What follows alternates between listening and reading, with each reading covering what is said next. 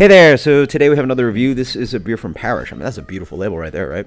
That is Supernova. Double IPA from Parish out of Brewsard? You guys tell me.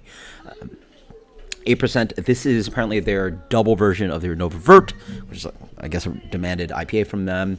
The hops are Amarillo, Cascade, Simcoe, Mosaic, I believe. No Citra. The reason why I picked this up is dumb fresh. I mean, this was canned 10, something like 19 days ago, like 20 days ago. So I'll take that. Was on the warm shelf. I just haven't been doing too many reviews for you guys outside of beers being sent and offered. I haven't really made a trip to GB or anything in a while. Long time actually. I just stopped by Total Wine because I was on the way from picking up the girls, but I worked a lot and I have a long week ahead of me, so I probably have like no reviews for you guys. Actually, I have a bunch of NA beers to review for you guys on those long shifts, but yeah. So let's dig in the beer. Not cheap, a little bit pricey, but I'm curious what hazies are at these days, and Total Wine, this has to be one of the hyped ones to pick up. Granted, we have been getting drops like Trillium, Other Half, bang, bang, bang. I just haven't been spending money like that. It just seems silly to. Because I will say, I actually solidly lose money on those videos for sure. I mean, when you're talking about those beers sitting at like $6, $7, $8, $9, the views just never catch up on that. So, whatever. Beer comes in a really nice kind of medium, a little bit of orange to it, like the medium gold color, full on haze. Yeah, that's quite opaque right there. Yeah, nice. Oof. Yeah. First initial note is I get a good amount of that kind of just green hop character. Nothing too offensive, but certainly there. I'm curious about the palate when a beer smells that, green hoppy, myrcene heavy. But then underneath is just sweet, ripe mangoes, a little bit of passion fruit, juicy oranges, orange concentrate. Yeah, wow. Peaches.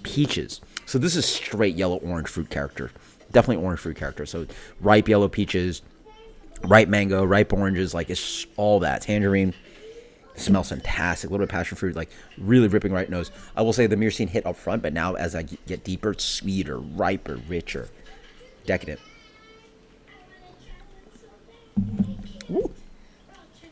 Woo. Okay. Pretty good. Reminds me of another half, like big, juicy other half beers. Wow. So just like the nose, definitely has a little bit of this kind of like green theme to it, but it is ripping rich. This is good stuff. Glad I picked this one up. Okay. I'm always like, questionable about like, I'm just so picky about hoppy beers or hazy IPA, but rich, creamy mouthfeel. That's the first thing that sells it. Like, you're ready in that boutique craft beer thing, right? We're ready not in the world of the New Belgiums and the Sierra Nevadas and the Founders, whatever, right? We're in the small brewery making thick chew boys. Got to get the mouthfeel when you're making a hazy double IPA.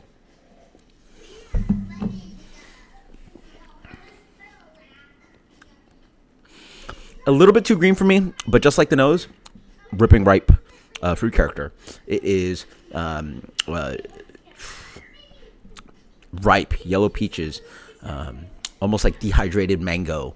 Yeah, those dehydrated mango slices, which are absolutely delectable. Tangerine, a little bit of pith, a little bit of sweet orange pith and peel, and the tangerine as well. Hint of mango, but yes, all those sexy ripe fruits. Again, I would have bet money this beer had Citra in it. Just has that kind of like big, rich, decadent character. Not that it would have been an exclusively Citra beer, but to extract this amount of like ripe peach, usually it's like sweet navel orange and citrus character. That is always a game player in the hot bill of making a really tasty hazy IPA. Not having that's pretty interesting. Oh yeah. And the other thing I noticed is that there's some yeasty character to this beer. It's not juicy fruit treehouse, but it definitely tastes like one of their blends. Definitely tastes honestly, full blind, I might have guessed you maybe could have given me Nate Spear from the brewer versus brewer thing. Like whatever they did to play around with the yeast strains, this reminds me of that. There is a little bit of yeast character that's noticeable, but not that signature Treehouse thing. So like Treehouse has like, you know, they blend yeast, they've done, you know, multiple things. Like there's a signature thing that you get in a bunch of the beers. Some of them it's like whatever they do to it. This has some noticeable yeast character that I enjoy that Treehouse plays around with too.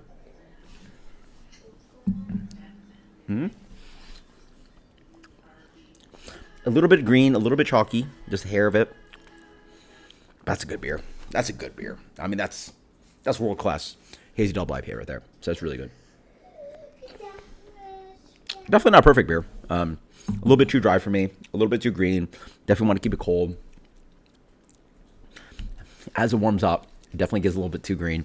So that's the thing I worry about. The Treehouse beers, normally I don't have a problem. Or most recently, I haven't had a problem at all. I let those guys sit, and they're absolutely delicious. This I'm already noticing. And like, how long is this review so far? 3-4 minutes? Like, I'm already noticing that it's getting a little bit green for me. So let's drink it quick.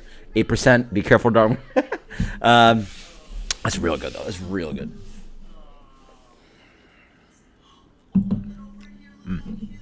Very tasty. Very, very tasty.